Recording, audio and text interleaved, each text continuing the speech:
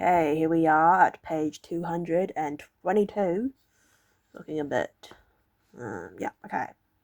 People can get ripped working out like a bodybuilder, but if you prefer rock climbing or cycling or rowing, then shape your exercise habits around your interests.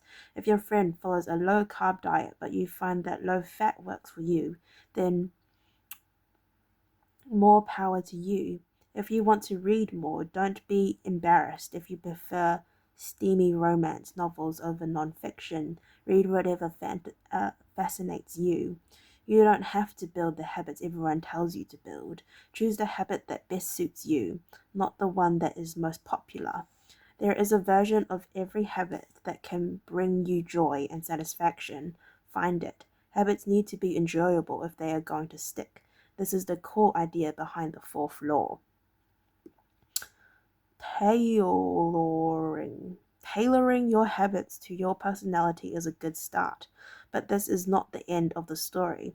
Let's turn our attention to finding and designing situations where you're at a natural advantage. How to find a game where the odds are in your favor. Learning to play a game where the odds are in your favor is critical for maintaining motivation and feeling successful. In theory, you can enjoy almost anything. In practice, you are more likely to enjoy the things that come easily to you. People who are talented in a particular area tend to be more competent at that task and are then praised for doing a good job. They stay energized because they are making progress where others have failed, and because they get rewarded with better pay and bigger opportunities, which not only makes them happier but also propels them to produce even higher quality work. It's a virtuous cycle.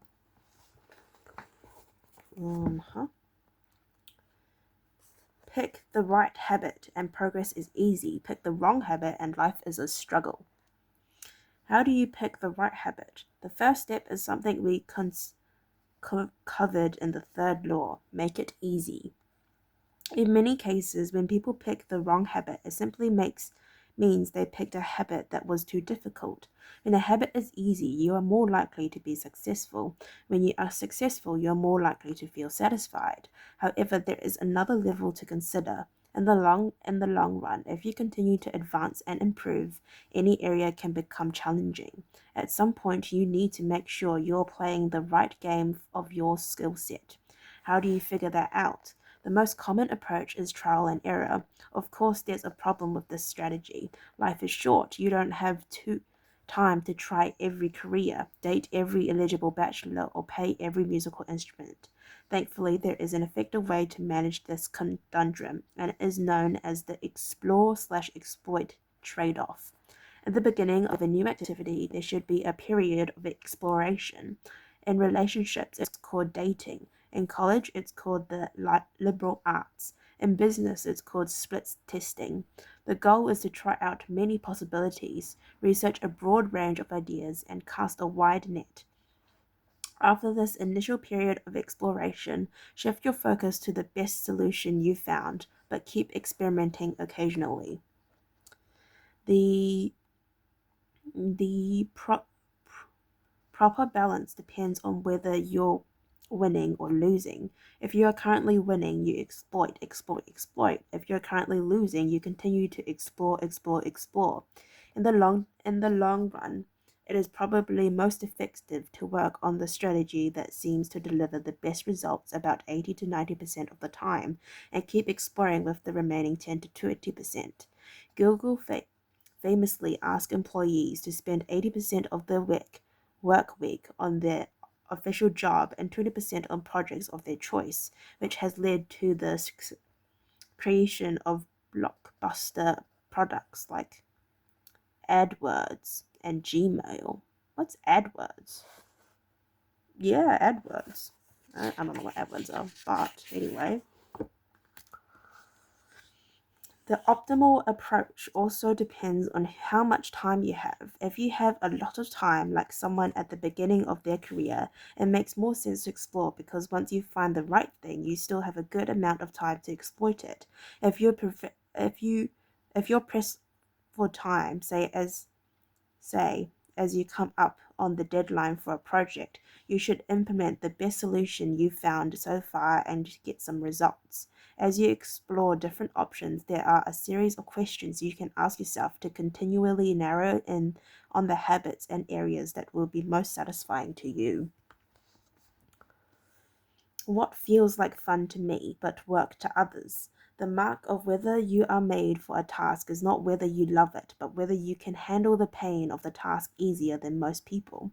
When are you when are you enjoying yourself while other people are complaining? The work that hurts you less than it hurts others is the work you were made to do. What makes me lose track of time? Flow is the mental state you enter when you are so focused on the task at hand that the rest of the world fades away. This blend of happiness and peak performance is what athletes and performers experience when they are in the zone. It is nearly impossible to experience a flow state and not find the task satisfying, at least to some degree. When do I get greater return than the average person? We are continually comparing ourselves to those around us, and our behavior is more likely to be satisfying when the comparison is in our favor. When I started writing at jamesclear.com, my email list grew very quickly. I wasn't quite sure what I was doing well, but I knew that results seemed to be coming faster for me than for some of my colleagues, which motivated me to keep writing. What comes naturally to me? For just a moment, ignore what you have been taught. Ignore what society has told you. Ignore what others expect of you. Look inside yourself and ask, what feels natural to me? When have I felt alive? When have I felt like the real me? No internal judgment or people pleasing, no second guessing or self criticism, just feelings of engagement and enjoyment. Whenever you feel authentic and genuine, you are headed in the right direction. To be honest, some of this is progress. Some of this progress is just luck. Michael Phelps and uh-huh, uh-huh, were likely to be born with a rare set of abilities that are highly valued by society and to be placed in the ideal environment for those abilities. We all have limited time on this planet, and the truly great among us are the ones who not only work hard but also have the good fortune to be exposed to opportunities that favor us. But what if you don't want to leave it up to luck? If you can't find a game where the odds are stacked in your favor, create one. Scott Adams, the cartoonist behind Dilbert, says everyone has at least a few areas in which they could be in the top 25% with some effort.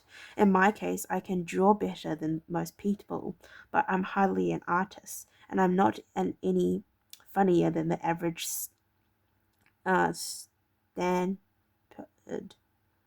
stand up comedian who never makes it big, but I'm funnier than most people.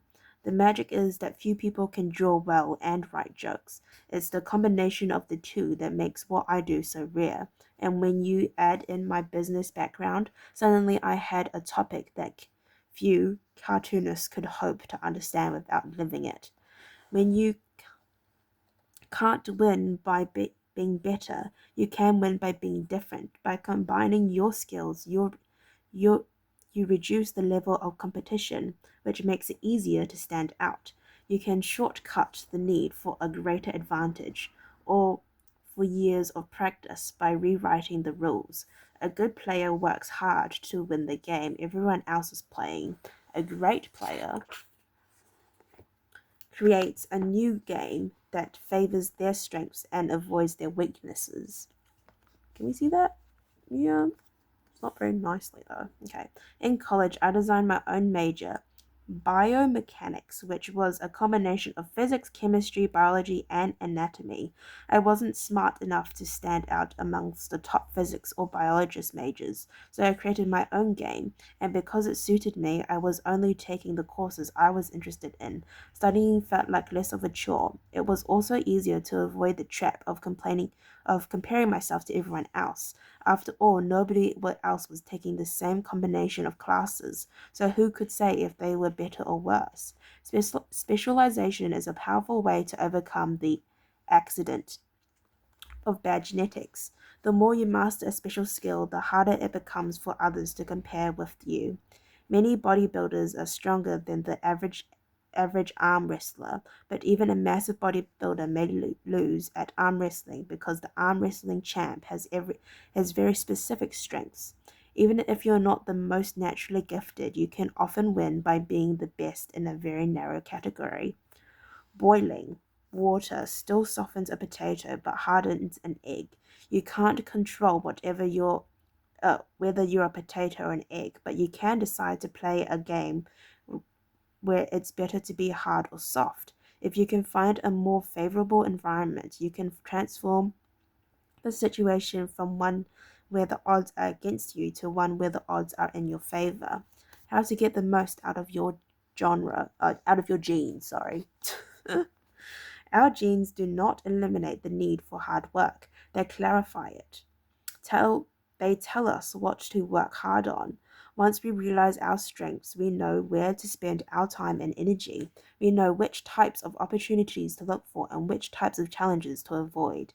The better we understand our nature, the better our strategy can be. Biological differences matter. Even so, it's more productive to focus on whether you are fulfilling your own potential than comparing yourself to someone else.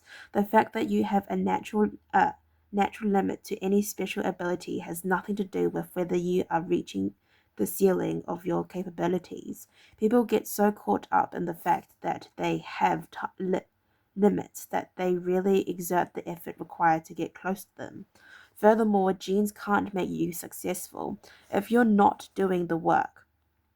Yes, it's possible that the ripped trainer at the gym has better genes, but if you haven't put in the same reps, it's impossible to say if you have been dealt a better or worse genetic hand. Until you work as hard as those you admire, don't explain away their success as luck. In summary, one of the best ways to ensure your habits remain satisfying over the long term is to pick behaviors that align with your personality and skills. Work hard on the things that come easy. That's pretty good advice. Okay, chapter 19. The Goldilocks Rule. How to stay motivated in life and work. In 1955, Disneyland had just opened in Anaheim, California, when a 10-year-old boy walked in and asked for a job. Labor laws were loose back then, and the boy managed to land a position selling guidebooks for 0.50 cents apiece. Within a year, he had transitioned to Disney's Magic Shop, where he learned tricks from the older employees. He experimented with jokes and tried out simple routines on visitors. Soon he discovered that what he loved was not performing magic, but performing in general. He set his sights on becoming a comedian. Beginning in his teenage years, he started performing in little clubs around Los Angeles. The crowds were small and his act was short. He was rarely on stage for more than 5 minutes. Most of the people in the crowd were too busy drinking or talking with friends to pay attention. One night, he literally delivered his stand-up routine to an empty club. Oh, that's a bit sad. It wasn't glamorous work, but there was no doubt he was getting better. His first routine would only last 1 or 2 minutes. By high school, his material had expanded to include a 5-minute act and a few years later, a 10-minute show. At 19, he was performing weekly for 20 minutes at a time. He had to read 3 poems during the show just to make the routine long enough, but his skills continued to progress. He spent another decade experimenting, adjusting, and practicing. He took a job as a television writer, and gradually he was able to land his own appearances on talk shows. By the mid-1970s, he had worked his way into being a regular guest on The Tonight Show and Saturday Night Live. Finally, after nearly 15 years of work, the young man rose to fame.